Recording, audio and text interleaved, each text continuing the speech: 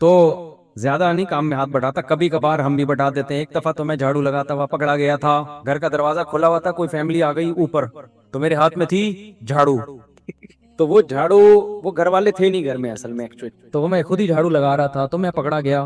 تو خیر اصولی طور پر تو گھر کا سربراہ ہے، گھر کی خواتین کو گھر کے کام کرنے چاہیے، مردوں کو گھر کے باہر کے کام کرنے چاہیے۔ اتنا بھی خواتین کے حقوق نہ دیں کہ فرض کی ختم ہو جائے، لیکن عورت تھکی ہوئی ہے، وہ کہتی ہے آپ پانی پلا دو، تو اس میں اتنا تکبر کرنا کہ نہیں میں نہیں پلاؤں گا، تم خود اٹھ کے آپ 5 دفعہ بندہ کولر کے پاس کھڑا ہوا ہوتا ہے، بھائی پانی لیتے ہوئے آئے تو آپ لیتے ہوئے چلے جائیں پانی یار۔ وہ بچے کو فیڈ کرا رہی ہے یا بچے کو کی خدمت کر رہی ہے، تو آپ اپنا کام تو کم از کم خود کر لو نا ایسے موقع پہ۔ بھائی شوہر حاکم کا مطلب ہے سرپرست ہے، جب گھر میں اختلاف ہوگا تو پھر شوہر کی بات حرف آخر ہوگی۔ باقی یہ کہ بیوی کو چاہیے کہ شوہر کی خدمت کرے، لیکن یہ تو کوئی ایسی بات نہیں اس کے ہاتھ میں بچہ ہے، وہ کہہ رہی ہے آپ پانی پلا دیں، اس کو ظاہر ہے بچہ رکھنا پڑے گا، پھر جانا پڑے گا، تو آپ خود اٹھ کے پلا دیں، اس میں کوئی میرا خیال ہے اتنی کوئی غیرت اور اس کے مسئلہ نہیں ہے۔ ایک دفعہ کوئی میاں بیوی کی طرح جھگڑا ہو رہا تھا، تو وہ بھی شوہر کام نہیں کرتا تھا نا، ذرا بھی ہاتھ نہیں بٹاتا تھا، تو میں نے کہا مجھے دیکھیں میں جھاڑو بھی لگاتا ہوں، پھر میں نے کہا استغفر اللہ استغفر اللہ، میں نے اپنا واقعہ سنایا، میں نے کہا بھائی دیکھو ہم سے عبرت حاصل کرو، ہم بھی گھر والوں کے کام میں کبھی کبھار زیادہ نہیں ہے، تمہیں گھر والے بھی سنتے ہیں، جھوٹ نہیں بول سکتا میں، تو زیادہ نہیں کام میں ہاتھ بٹاتا، کبھی کبھار ہم بھی بٹا دیتے ہیں۔ ایک دفعہ تو میں جھاڑو لگاتا ہوا پکڑا گیا تھا، گھر کا دروازہ کھلا ہوا تھا، کوئی فیملی آ گئی اوپر، تو میرے ہاتھ میں تھی جھاڑو، تو وہ جھاڑو، وہ گھر والے تھے نہیں گھر میں اصل میں ایکچولی، تو وہ میں خود ہی جھاڑو لگا رہا تھا، تو میں پکڑا گیا۔ تو خیر اصولی طور پر تو گھر کا سربراہ ہے، گھر کی خواتین کو گھر کے کام کرنے چاہیے، مردوں کو گھر کے باہر کے کام کرنے چاہیے۔ اتنا بھی خواتین کے حقوق نہ دیں کہ فرض کی ختم ہو جائے، لیکن عورت تھکی ہوئی ہے، وہ کہتی ہے آپ پانی پلا دو، تو اس میں اتنا تکبر کرنا کہ نہیں میں نہیں پلاؤں گا، تم خود اٹھ کے آپ 5 دفعہ بندہ کولر کے پاس کھڑا ہوا ہوتا ہے، بھائی پانی لیتے ہوئے آئے تو آپ لیتے ہوئے چلے جائیں پانی یار۔ وہ بچے کو فیڈ کرا رہی ہے یا بچے کو کی خدمت کر رہی ہے، تو آپ اپنا کام تو کم از کم خود کر لو نا ایسے موقع پہ۔ تو بعض دفعہ یہ ہوتا ہے عورت مصروف ہوتی ہے، تھکی ہوئی ہوتی ہے، تو مرد کو چاہیے کہ اس کے کام میں ہاتھ بٹا دے۔ یہ تکبر ہے کہ اتنا سا کام بھی آپ نہ کریں۔ سمجھتے ہیں کہ نہیں سمجھتے؟ کبھی کبھار بچے کو سنبھالنا بھی پڑتا ہے۔ اب بچوں کی سپیڈ والا بیان سنا ہے بس مردوں نے، سنبھالنے والا دیکھو اصل ذمہ داری عورت ہی کی ہے کہ وہ سنبھالے۔ بعض خواتین پیدا کر کے مرد کی گود میں پکڑا دیتی ہیں، اگرچہ بہت کم ہے ایسی خواتین، زیادہ تر بیچاری مائی پال رہی ہوتی ہیں، مرد تو لفٹ ہی نہیں کرا رہے ہوتے، لیکن اصولی ذمہ داری عورت کی ہے، مگر مرد کو اس کے ساتھ ہاتھ بٹانا چاہیے۔ میں شو مارنے کے لیے نہیں کہہ رہا، میں چائے گھر میں خود ہی بناتا ہوں، گھر والے کہیں پلیٹے ہوئے ہیں، مجھے پتا ہے بولوں گا تو اٹھ کے آنا، پھر یہ تو بس 2 منٹ لگتے ہیں یار، ٹکا ٹک بناؤ پیو پتلی گلی سے نکلو، کیا خیال ہے؟ تو بلکہ اس میں گھر والے الٹا غصے ہوتے ہیں کہ ہم سے کیوں نہیں کہا، خود ہی بنا کے پی لی۔ تو اتنا زیادہ ان چیزوں کو ناک کا مسئلہ بنا لینا، یہ مرد کی نسوانیت ہے، یہ کیا ہے؟ جیسے میں نے بتایا تھا نا، بعض داماد ہوتے ہیں زنانہ پن ہوتا ہے ان میں، وہ سسرال جاتے ہیں تو ہمیں پوچھا کیوں نہیں چائے کا، ہم اتنی دیر سے آکے بیٹھے ہوئے ہیں، ہمیں کھانے کا نہیں پوچھا سسرال میں۔ مجھے بڑا زہر لگتے ہیں اس قسم کے آدمی، یار تم آدمی ہو یار، تم مستغنی زندگی گزارو بھائی، تم اپنا کماتے ہو اپنا کھاتے ہو، کوئی تمہیں پوچھے ٹھیک ہے، نہیں پوچھے پھر بھی پوچھیں گے بھائی ہماری ساس ہے ہمارے سسر ہے، پوچھ لو خیریت سے آپ، طبیعت ٹھیک ہے؟ پانی کا انہوں نے پوچھا، آپ بول دو اے سالے سے بول دے یار مجھے پیاس لگ رہی ہے، مجھے پتہ نہیں کولر ہے کدھر، ایسا نہ خام خامے کسی زنانے میں گھس جاؤ پٹو۔ بعض دفعہ کسی کے گھر میں یہ بھی مسئلہ ہوتا ہے نا، عزت دار لوگ ہوتے ہیں، پردے دار ہوتے ہیں، تو ان سے پوچھ لو کہ مجھے پیاس لگ رہی ہے یار ایک گلاس پانی پلا دو، اگر پھر بھی نہ پلائے نا پھر شکایت بنتی ہے، سمجھ رہے ہو کہ نہیں سمجھ رہے؟ لیکن مجھے پوچھا کیوں نہیں، مجھے کھلایا کیوں نہیں، یہ سب یہ ایسے آدمی خود ہی ڈپریشن سے مرتے ہیں۔ اتنی زیادہ وہ اپنی زندگی کو جب سینسٹیو ہوتے ہیں نا وہ، تو یہ حساسیت ٹھیک نہیں ہے، سمجھتے ہو؟ دیکھو اللہ میرے والد صاحب کی مغفرت کرے، فوجی آدمی تھے نا، سارے کام خود ہی کرنے کی عادت پڑی ہوئی تھی ان کو۔ ہمارے والد صاحب ایسے ٹھکا ٹھک صبح اٹھتے، ورزش کرتے، نہاتے، اس کے بعد ہمیں یاد خود ہی کچن میں گھس کے چائے بنا کے، ایک ان کا ٹائم تھا چائے کا، والدہ جاگ رہی ہیں تو بنا دی، نہیں تو والدہ کو اٹھائے نہیں گئے، ٹھکا ٹک چائے بنائی، آدھا کپ بناتے تھے، آدھا کپ پی کے 2 گھونٹ کوئی بھی بچہ قریب میں آتا تھا اس کے لیے چھوڑ دیتے تھے، وہ ہمیں ابھی تک یاد ہے۔ ایسے چائے پی، 1 گھونٹ چھوڑ دیا، کوئی بھی قریب میں کوئی ٹہل رہا ہے نا، ہاں بھائی یہ لے چائے، ہمیں بڑا اچھا لگتا تھا، آخر میں چونکہ چینی بھی ہوتی تھی نا، وہ بڑی بچوں کو اچھی لگتی ہے، ٹھیک ہے نا؟ تو بھائی خود ہی کرو یار۔ تو یہ زنانہ پن ہے بہت، کہ بستر گھر والوں نے صاف نہیں کیا آپ کا. اب میں زیادہ ایسے نہیں کہہ رہا کہ میرے گھر والے سنیں گے بولیں گے ادھر تو بڑے اچھے بنے ہوئے تھے, ادھر تو بڑے اچھی اچھی باتیں کر رہے تھے, گھر میں تو ایسے ہو نہیں. کیا کریں, اب گھر والے بھی سن رہے ہوتے ہیں نا, یوٹیوب نے سب چیز اوپن کر دی, تو ہونا ایسا ہی چاہیے. بہرحال میں تو ایسا اتنا تو ہے کہ گھر میں کھانا پکا ہوا ہوتا ہے تو میں کھا لیتا ہوں, نہیں پکا ہوا ہوتا صرف پوچھتا ہوں پکا ہوا ہے کہ نہیں ہے. گھر والے بتا دیں ہاں بنا ہوا ہے, کھا لیا, نہیں بنا ہوا ہے تو اس پہ مجھے نہیں یاد پڑتا میں نے کبھی ٹینشن دی ہو گھر والوں کیوں نہیں بنا ہوا. اس گھر میں چلے گئے وہاں بھی نہیں بنا ہوا, اس گھر میں چلے گئے کہیں بھی اگر نہیں بنا ہوا ہے, ہوٹل سے کسی کو بولا یار لے آ یار آج بھوک لگ رہی, کیونکہ غلطی اس میں میری ہوتی ہے, میں بتانا ہی بھول گیا ہوتا ہوں گھر والوں کو. جب بھول گیا بتانا تو بنا ہوا ہے ٹھیک ہے, نہیں بنا ہوا ہے تو بھی ٹھیک ہے. تو اس لیے, اور اگر میں گھر میں کبھی کہہ دوں بھائی کھانا بنا لینا, گھر والے کہتے ہیں بھائی ہمیں کام ہے, تو میں دوبارہ نہیں کہتا, چلو ٹھیک ہے نہیں بناؤ کوئی مسئلہ نہیں. یہ چیزیں اتنی امپورٹنٹ نہیں ہے جتنا ان کو ویلیو بولو دے دی گئی. اچھا میں جو پراٹھے ہوٹل کے کھاتا ہوں نا, اس لیے نہیں کہ گھر والے ناشتہ نہیں بنا کے دیتے مجھے, میرے تو گھر میں جھگڑا ہوتا ہے کہ آپ گھر میں ناشتہ کرو, وہ مجھے پراٹھا ہوٹل کا پسند ہے, وہ گھر میں بنتا نہیں ہے. اس لیے سمجھتے ہو کہ نہیں سمجھتے؟ تو یہ جو کھانے پینے کے مسائل ہیں ان میں گھر والوں کو ٹینشن بولو مت دیا کرو. اس میں ظرف تھوڑا کیا رکھو, دیکھو عورت کی بنیادی ذمہ داری نسل پیدا کرنا اور نسل کو سنبھالنا ہے. یہ کام اگر وہ کر رہی ہے نا تو یہ خاندانی کام ہے. بلکہ میں تو یہاں تک کہتا ہوں اللہ نے اگر پیسہ دیا ہے اور آپ کی بیوی نے آپ کو بچہ دے دیا, اللہ نے پیسہ دیا, اس بچے کے لیے بھی آیا رکھ لو. ایک بیگم سے بولو کہ بچے کی ٹینشن بھی اگر اللہ نے پیسہ دیا تو یہ ٹینشن تمہاری نہیں ہوگی, یہ کون اٹھائے گی, ملازم رکھوں گا گھر میں اگر اللہ نے پیسہ دیا ہے. سمجھتے ہو کہ نہیں سمجھتے؟ تاکہ وہ یہ نہ کہے کہ بچے نہیں پل رہے مجھ سے, ٹھیک ہے نا. نہیں یاری بات, جن کو پیسہ ہے نہیں پیسہ دیا تو وہ تو نہیں کر سکتے. نہیں ہے جن کو اللہ نے پیسہ دیا ہے وہ بیگم سے کہیں نسل مت روکو, مجھے اولاد زیادہ چاہیے. رہا مسئلہ کہ تم سے پلتے نہیں ہے تو پلنے کے لیے میں آیا رکھ لوں گا, دائی رکھ لوں گا, ملازم. قرآن نے جگہ جگہ دائیوں کا ذکر کیا ہے. والوالدات یرضعن اولادہن حولین کاملین, مائیں اپنے بچوں کو 2 سال تک دودھ پلائیں اگر مکمل دودھ پلانا چاہتی ہیں. اور فَإِنْ أَرَادَا فِصَالًا عَنْ تَرَاضٍ مِّنْهُمَا وَتَشَاوُرٍ فَلَا جُنَاحَ عَلَيْهِمَا. وہ آیت کیا ہے دائی کے بارے میں اسپیشل. وَإِنْ وَلَا جُنَاحَ عَلَيْكُمْ أَن تَسْتَرْضِعُوا أَوْلَادَكُمْ, کوئی گناہ نہیں ہے تم بچے کو دودھ پلانے کے لیے کسی کو ملازمہ رکھ لو. قرآن ذکر کر رہا ہے, سمجھ میں نہیں آ رہی بات؟ قرآن کہہ رہا ہے اس میں بھی کوئی گناہ نہیں ہے کہ میاں بیوی آپس کی رضامندی سے دودھ پلانے کے لیے بھی کسی عورت کو رکھ لیں. اللہ کی نظر میں اس میں کوئی حرج نہیں ہے. ظاہر ہے یہ کون کرے گا, مالدار لوگ. آج مالدار خواتین کہتی ہیں نا ایکچولی ہم سے بچے نہیں پلتے, ہم سے اتنی ٹینشن ہے, آفس اور صبح اٹھنا بھی پڑتا ہے, اس کے لیے بہت کام ہے نا, صبح اٹھنا پڑتا ہے اس کے لیے, پھر کھانا بھی ہے, پھر جو ہے وہ بیوٹی پارلر بھی جانا ہے, تو ٹائم ہی نہیں ہے. اور مفتی صاحب بیان کرتے ہیں جی نسل بڑھاؤ. تو بھائی اگر اللہ نے آپ کو اتنا پیسہ دیا, آپ کے میاں کو چاہیے نسل مت روکو, بچے دودھ پلانے کے لیے بھی کسی آیا کو رکھ لو. آپ سمجھتے ہیں عرب ایسا کرتے تھے, عرب میں جو مالدار لوگ ہیں وہ یہ کرتے تھے کہ بچہ جب پیدا ہو گیا تو گاؤں دیہات میں آیا کو دائی کے پاس. نبی صلی اللہ علیہ وسلم کو بھی تو حضرت حلیمہ نے پالا ہے نا, عرب میں رواج تھا یہ. کوئی بات نہیں بھائی, اجرت دے اور کوئی عورت رکھ لی جائے جو اس کو فیڈ کرائے گی, بچہ تو آپ ہی کا ہے نا وہ. تو اللہ نے زیادہ پیسے دیے. یہ جو آج کل بچوں کے کوئی ہاؤس بھی کھل گئے ہیں, کیا کہتے ہیں اس کو یار, ڈے کیئر. تو ڈے کیئر میں بھی بچے پالے جا سکتے ہیں. چھوٹا بچہ ہو, تھوڑا سا بڑا ہو جائے پھر وہ اخلاق خراب ہوں گے اس کے. زیادہ ٹینشن بچے کی 2.5 سال تک ہوتی ہے, 2 سے 2.5 سال تک. قرآن بھی کہتا ہے 2.5 سال کی ٹینشن زیادہ ہے, اور حقیقت بھی ہے وہ ایک منٹ ماں بچے سے دور نہیں ہو سکتی.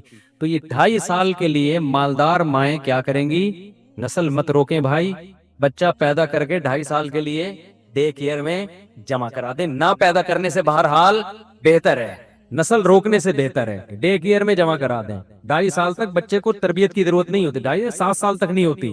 7 سال کے بعد پھر اس کو تربیت کی ضرورت ہوتی ہے, اخلاق بگڑتے ہیں, پھر کہیں اور نہ ہو, پھر ماں باپ کے پاس ہے, اور وہ عمر ایسی ہوتی ہے کہ اس میں کوئی ٹینشن بھی نہیں. یہ تو ان لوگوں کے لیے جو بچوں کو ٹینشن سمجھتے ہیں, ورنہ حقیقت میں تو بچہ بڑا پیاری چیز ہے یار. بچہ تو انٹرٹینمنٹ کے لیے ایک ایسی زبردست کھلونا ہے آپ کے پاس کہ ماں تو زیادہ خوش ہوتی ہے بچے سے, وہ تو چھوڑتی نہیں ہے وہ. تو وہ تو ہمیں فیملی پلاننگ والوں نے الو بنا دیا, لیکن چلو الو بنی گئے ہیں. نبی صلی اللہ علیہ وسلم کے دور میں تو دائی جو حضرت حلیمہ کو دیا گیا, یا اس دور میں گاؤں میں, وہ تو بچے کی صحت کی وجہ سے کہ دیہات میں رہے گا بچہ تو زبان خالص سیکھے گا, اور صحت اچھی ہوگی، یہ نیت ہوتی تھی۔ اچھا بھائی، تو ان کے میاں کو چاہیے بھائی گھر کے کام کاج کیا کرو، بیگم کا ہاتھ بٹایا کرو۔ حدیث میں نبی صلی اللہ علیہ وسلم گھر والوں کے ساتھ کاموں میں ہاتھ بٹایا کرتے تھے، سمجھتے ہو؟ اور اس میں تکبر کرنا یہ ٹھیک نہیں ہے، بری بات ہے۔ ایک اور واقعہ بڑا دلچسپ ہے، آج ہمارے دینداروں کا ظرف اس معاملے میں بڑا چھوٹا ہو گیا ہے۔ ایک صحابی تھے، انہوں نے وہ کیا تھے کہ جب سفر میں نا، تو سفر میں مکہ کی طرف، جب فتح مکہ کے موقع پہ سفر تھا، تو ظاہر قافلوں میں عورتیں بھی تھیں، تو ایک صحابی تھے، وہ کہیں خواتین بیٹھی ہوئی تھیں، تو انہیں کیا دل میں خیال آیا، نہا دھو کے تیار ہو کے نا بالکل زبردست خواتین میں جا کے بیٹھ گئے۔ ایک انسان کو ہوتا ہے عورت کو دیکھ کے کہ یار میں ذرا ان کے سامنے اچھا لگوں، تو رسول اللہ صلی اللہ علیہ وسلم نے ان کو دیکھ لیا اور پوچھا کہ آپ یہاں کیا کر رہے ہیں؟ ان کو بڑی شرمندگی ہوئی کہ بھائی خواتین میں میرا کوئی کام ہے نہیں، تو وہ شرم کی وجہ سے نا وہاں سے غائب ہو گئے، اور کہتے ہیں کہ میں پھر نبی کے سامنے کبھی نہیں آیا شرم کی وجہ سے، مجھے بڑی شرم آئی نا کہ بھائی یہ مرد ہوں اور خواتین میں، اور ظاہر ان کی ایک انسان پہ بعض دفعہ خواہش کا غلبہ آ جاتا ہے کہ وہ کہتا ہے یار میں تھوڑا سا لیڈیز میں کیا لگوں، اچھا لگوں۔ یہ چھوٹی موٹی خطائیں صحابہ سے بھی ہوئی ہیں۔ اب ان کو غیرت تھی نا، نبی سے آنکھ ملاتے ہوئے شرم آ رہی ہے کہ بھائی کیا بولیں گے، تم مرد ہو اور خواتین میں کیوں بیٹھے ہوئے تھے تم؟ آج کل کے کیا نٹس، اب بتاؤ آج کل کا مرد میں غیرت ہی ختم ہو گئی نا۔ بیوٹی پارلر میں مرد لیڈیز کو تیار کر رہا ہے اور پھر یوٹیوب پہ اپنی ویڈیوز بھی ڈال رہے ہیں۔ یار آپ کے دوست نہیں کچھ آپ کو کہتے ہیں بے تو کیا کام کر رہا ہے یار، تو کچھ اور کر لے بھائی، کچھ اور کام کر لے۔ یہ لڑکیوں پہ جچتا ہے کہ بیوٹی پارلر اور میک اپ فیک اپ، تم مرد ہو کے عورتوں کو تیار کر رہے ہو۔ اصل غیرت جب ختم ہو جائے نا، تو غیرت کی کوئی ایسی لیب نہیں ہے جس میں غیرت کو ٹریس کیا جا سکے، یہ محسوس کرنے کی چیز ہے۔ تو آپ لوگ نیچے کمنٹس کیا کریں کہ بھائی آپ کیا کر رہے ہو یار، اللہ نے آپ کو آدمی بنایا ہے، کوئی آدمیوں والے کام کر یار، آدمیوں کا بیوٹی پارلر کھول لے بھائی۔ تو خواتین پہ تو ہمیں حیرانگی ہو ہی رہی ہے کہ مردوں سے اپنے آپ کو تیار کیسے کروا رہی ہے، لیکن مجھے زیادہ حیرانگی اس مرد پہ ہوتی ہے۔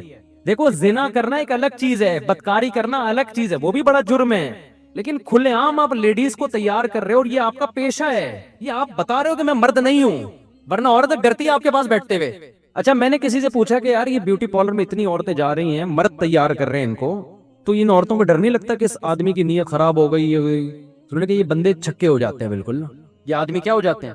عورت کو تو ڈر لگتا ہے کسی بندے کے ساتھ بیٹھتے ہوئے، اور یہ آدمی کے آدمی ہونے کی دلیل ہے، ڈرے وہ، صحیح ہے، سمجھ میں آ رہی ہے، اس کو خوف پیدا ہو گیا بھائی یہ بندہ ہے۔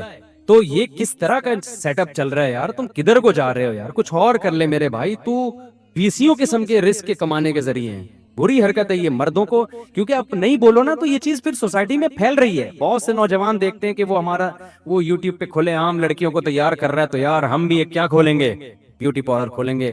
لیکن اگر سوسائٹی میں اس کے خلاف احتجاج ہوتا رہے تو مرد کو شرم آئے گی، بھائی یہ تو سوسائٹی میں ذلیل ہو گیا ہے، ہم نے اپنے آپ کو ذلیل نہیں کرنا ہے۔ اس لیے میں تھوڑا سا آپ کو موٹیویٹ کر رہا ہوں کہ کچھ تو نیچے کمنٹس کیا کرو نیگیٹو، کیا بھائی تو بندوں والے کام کر، کیا کر رہے تو یہ آدمیوں پہ سوٹ نہیں کرتی یہ چیزیں، سمجھتے ہو کہ نہیں سمجھتے ہو؟ تو عورت سے زیادہ نا مرد کو غیرت دلانے کی ضرورت ہے۔ اچھا خیر، تو وہ صحابی بیٹھے تو نبی صلی اللہ علیہ وسلم کو، اب وہ ان کو شرم آ رہی ہے نبی سے۔ جب یہ نبی صلی اللہ علیہ وسلم واپس مدینہ آئے تو یہ جو صحابی تھے نا، یہ نبی صلی اللہ علیہ وسلم کا گزر ہوا تو انہوں نے فوراً نماز کی نیت، حیرت تھی نا صحابی رسول میں، حیرت تھی کہ بھائی شرم آ رہی ہے کہ لوگ کیا کہیں گے کہ بھائی میں خواتین میں جا کے اور کو تیار ہو کے بال بال بنا کے نا سیٹ ہو گئے، اب ان کو شرم آ رہی ہے پیغمبر سے۔ اپنی غلطی کا احساس ہو گیا تھا ان کو، غیرت تھی تو احساس کیا ہو گیا ان کو، وہی مجھے نہیں کرنا چاہیے تھا ایسے۔ تو رسول اللہ صلی اللہ علیہ وسلم کے بھی کتنے پیارے اخلاق تھے، کتنا بڑا ظرف تھا، نبی نے یہ نہیں کیا کہ اسی موقع پہ آؤں گے کہ یہ تو بالکل اسلام سے خارج ہو گئے، ان میں تو غیرت ختم ہو گئی ہے، یہ اب یہ کیا تلوار اٹھائیں گے، جہاد کیا کریں گے؟ نہیں بھائی، ان کو پتا تھا، آپ صلی اللہ علیہ وسلم کو پتا تھا ان کے دل میں اللہ اس کے رسول کی محبت ہے، آخرت کی محبت یہی ہے کہ شیطان نے وقتی طور پر ایک ورغلایا اور ایک مسٹیک بولو ہو گئی، اور وہ مسٹیک بھی کی بیس بھی کوئی غلط نہیں تھی، بذات خود ایک مردانگی تھی۔ تو مرد کی اللہ نے ایک عورت کی طرف اٹریکشن رکھی ہے، لیکن اس کا ایک جائز طریقہ رکھا ہے، ایک ناجائز طریقہ ہے۔ تو نبی صلی اللہ علیہ وسلم نے، آج میں ہمارے استاذ یہ واقعہ بتا رہے تھے ہمیں کہ آج کے دور میں اپنے کسی بندے سے اس طرح کی مسٹیک ہو جائے تو کیسا سوسائٹی میں اس کو جینے نہیں دیا جاتا۔ اسلام دیکھتا ہے کہ بھائی اپنوں سے غلطی ہو رہی ہے تو وہ اپنائیت سے فوراً نکل نہیں جاتے، اور غیروں میں دو چار خوبیاں آ جائیں تو اپنے نہیں بن جاتے وہ۔ تو نبی صلی اللہ علیہ وسلم کے اخلاق دیکھیں آپ، وہ صحابی جو ہے نا پھر مسجد نبی میں انہوں نے نیت لمبی باندھ لی نماز کی، بھائی جب بھی تشریف لے جائیں گے تو میں سلام پھروں گا. آپ صلی اللہ علیہ وسلم وہیں بیٹھ گئے اور آپ نے فرمایا طول ما شئت فإننا ننتظرک. صحابی کا نام ذہن سے نکل گیا. فرمایا کہ جتنی لمبی نماز پڑھ لو ہم ادھر ہی بیٹھے ہوئے ہیں آپ کے انتظار میں. آج ملاقات ہو کے رہے. سمجھتے ہو گے نہیں سمجھتے تو وہ ایک الگ بات ہے. لیکن آج جو دنیا کی محبت کا جو جرم ہے نا، خدا کی قسم یہ ان جرموں سے کئی گنا بڑا ہے. کہ جو پلاٹوں سے دل لگا لیا اور بلڈنگوں سے دل لگا لیا اور دولت سے دل لگا لیا اور مرنے کے لیے تیار ہی نہیں ہے. وہ صحابی جن سے یہ مسٹیک ہوئی نا، جیسے ہی میدان جہاد قائم ہوتا کود پڑتے میدان جنگ میں کہ بھائی جنت پہ تھوڑی اس کو ترجیح دیں گے. صحیح ہے نا. ایک صحابی کھجور کھا رہے ہیں اور ادھر میدان جنگ ہے. انہوں نے کھجور کی رغبت تھی تو کھا رہے تھے نا. انہوں نے کہا کہ شہادت سامنے ہے، جنت سامنے ہے، اور یہ کھجور کا تھیلا ختم میں بہت ٹائم لگے گا. اتنا ٹائم میں جنت کے حصول میں ضائع نہیں کر سکتا. محبت کس سے تھی؟ محبت آخرت سے تھی. دل کو ٹھیک کرو میرے بھائی. سب سے پہلے عمل بھی ٹھیک کرو، لیکن دل کی ٹھیک ہونے کی ویلیو عمل سے زیادہ ہے. تو اسی لیے نبی صلی اللہ علیہ وسلم نے دنیا سے دل اٹکانے کو، تعمیر پہ پیسہ خرچ کرنے کو سب سے برا پیسہ قرار دیا. نہیں کہ ناجائز ہے. جتنی چیزوں پہ آپ پیسہ خرچ کرتے ہو اس میں سب سے کم تر کیا ہے؟ حدیث میں آتا ہے سب سے بدترین چیز جس پہ پیسہ خرچ ہونا وہ تعمیر ہے، کنسٹرکشن کا کام. اب یہاں حدیث کا مطلب جن کو حدیث نبی کے مزاج سے واقف نہیں ہے نا، ہو سکتا ہے وہ حدیث سنیں، ریفرنس یاد کریں اور بولیں حرام ہے. حرام نہیں ہے. یہ بالکل ایسے ہے جیسے حدیث میں آتا ہے سب سے بدترین صف مردوں کی پچھلی صف ہے. اب آپ نے کہا چونکہ بدترین صف ہے لہذا میں پچھلی صف میں کھڑا ہی نہیں ہوں گا، جماعت چھوڑ دوں گا میں. تو بدترین کا مطلب کیا ہے؟ ثواب تو ملے گا میرے بھائی. آپ پچھلی صف میں بھی کھڑے ہو کے نماز پڑھ رہے ہیں، جماعت کا ثواب ملے گا، پورا پورا ثواب ملے گا. لیکن اولین کے مقابلے میں وہ سب سے کم تر. کوشش کرو آگے جانے کی. تو حدیث کا مطلب کیا ہے کہ بدترین چیز جس پہ پیسہ خرچ ہو وہ کیا ہے؟ تعمیر. کیا مطلب؟ باقی چیزوں کی نسبت. خوراک پہ خرچو بدترین نہیں ہے، لگ رہا ہے باڈی پہ. سواری پہ خرچو بدترین نہیں ہے، لگ رہا ہے آپ کے کام آ رہی ہے، فوراً کیش ریزلٹ مل رہا ہے. تعمیر پہ جتنا خرچ ہو رہا ہے وہ آپ کیش نہیں کرا رہے کیونکہ آپ کی زندگی تھوڑی ہے اور جو سریا آپ نے ڈالا اس کی زندگی بہت لمبی ہے. تو اتنا سریا ڈالنے کی کیا ضرورت؟ اتنا پیسہ سریا تو ڈلے گا ظاہر ہے، نہیں تو مر جائیں گے لوگ، اگلی نسل. لیکن آپ نے اتنی انویسٹمنٹ کروڑوں اربوں کی کر دی جبکہ آپ کی زندگی کیا ہے؟ تھوڑے دن کی ہے. اس لیے بدترین کہا اس کے مقابلے میں. سمجھتا نہیں ہے نا بات کو. یہ مطلب نہیں ہے کہ خرچ نہ کریں اس پہ، تعمیر پہ بھی کریں. جو کنسٹرکشن کا جن کا کام ہے ان کا تو بزنس ہی یہی ہے. کھوپڑی شریف میں بات آ رہی ہے کہ نہیں آ رہی ہے؟ تو اس لیے میرے بھائی ڈپریشن، اسٹریس، اس سے نکلنا ہے نا. دنیا کو کیا سمجھو؟ جوتے کی نوک پہ رکھو. سالہ بھی بولا کرو دنیا. اپنے سالے کو برادر نسبتی بولا کرو، ذرا مہذب لفظ ہے. بردر ان لا بولا کرو اور دنیا کو کیا بولا کرو؟ سالہ. تو خیر جلدی سے بات کو سمیٹ کے ختم کروں کہ مالدار کی جان نکلنا کیا ہے میرے بھائی؟ مشکل. تو ذرا سوچ لیا کرو کہ آج تو آپ کو وہ دولت مند نظر آ رہا ہے، اتنا پیسہ، اتنی دولت، اتنے بینک بیلنس اور یہ عزت، یہ شہرت. کل میرے بھائی مرتبہ بھی دیکھ لو. لیکن عبرت کی آنکھیں انسان کی ایسی بند ہوتی ہے کہ پھٹے پہ جنازہ پڑا ہوا ہوتا ہے اس دولت مند کا، پھر بھی اس کمبخت کی دولت نظر آ رہی ہے. جو وہ چھوڑ کے جانے والا ہے نا، جو دنیا نے منہ موڑا ہے، وہ بندہ پھر بھی نظر نہیں آ رہا ہوتا. نہیں یہ بات، بلکہ اس کی تعریفیں ہو رہی ہوتی ہیں. یار ماشاءاللہ انکل نے بڑا پیسہ کمایا تھا، انکل ایک کامیاب زندگی گزار کے گئے ہیں، یہ جتنی پلاٹ بلڈنگیں دیکھ رہی ہیں نا، انکل نے اتنی سی عمر میں اتنا کچھ کما لیا. حالانکہ افسوس کی بات ہے یار، انکل نے اتنا کمایا، سب چھوڑ کے چلے گئے. پہلے زمانے میں لوگ ان باتوں پہ رویا کرتے تھے، اب ان باتوں پہ کیا کر رہے ہیں؟ فخر. اتنا کما کے گئے ہیں، ابے تب چلے ہی گئے تو کیا فائدہ بھائی؟ سمجھ میں نہیں آ رہی بات. تو اب تو کمایا وہی ہے، مائیکل جیکسن ہی آتا ہے میرے سامنے، تو زبردست مثال ہے نا اس. ابے اتنا بڑا ڈانسر تھا نا، تو مرا کیوں؟ مجھ سے تو مائیکل جیکسن قیامت میں ملے گا، میں سب سے تو مرا کیوں؟ مجھے یہ بتا. تو جب اتنا کام، ساری دنیا سے پوچھو سب کہہ رہے مائیکل جیکسن کامیاب تھا. جس سے پوچھو امریکن سے پوچھو کہہ رہے سکسیسفل آدمی تھا. موٹیویشنل اسپیکر سے پوچھو بولے اسٹرگل کی اور عزت بھی حاصل کی، شہرت بھی حاصل کی اور صحت بھی ایسی خاندانی کہ میں اور آپ اس صحت کا تصور نہیں کر سکتے. تین ہی چیزیں ہوتی ہیں، عزت، شہرت، صحت. تینوں چیزیں مل گئی، کامیاب. موٹیویشنل اسپیکر سے پوچھو بھائی مائیکل جیکسن کامیاب. 7 کامیاب آدمیوں کی علامتیں ساری کی ساری کس میں پائی جاتی تھی؟ مائیکل جیکسن میں. کتاب ہے نا 7 کامیاب لوگوں کی علامتیں، وہ ساری کس میں تھی بھائی؟ اب 7 ہیں 14 ہو گئی ہیں. کتابیں تو نئی چھپتی رہتی ہے نا. تم بتاؤ یار واسطے تم یونیورسٹی میں پڑھتے ہو، 7 ہی ہے نا کامیاب لوگوں کی. 7 کامیاب لوگوں کی نہیں، سوری، کامیاب لوگوں کی 7 علامت. 7 انگلش انگریز کہتا ہے کہ 7 ایسی صفات ہیں جو ہر کامیاب آدمی میں وہ 7 صفات ہوتی ہیں تو اس بیس پہ وہ کیا ہوتا ہے. تو مائیکل جیکسن میں گریبیاں بھی تھیں کچھ 7 کے علاوہ, 7 تو تھیں اس کے علاوہ. تو انگریزوں سے پوچھو گے کامیاب, رشین سے پوچھو گے کامیاب, جیپنیز سے پوچھو گے بولیں گے کامیاب آدمی, مجھ سے پوچھو گے میں بولوں کامیاب تھا تو مرا کیوں ہے, کامیاب تھا تو مرا تو یار کیا ہو گیا, اب تو ختم نا سب.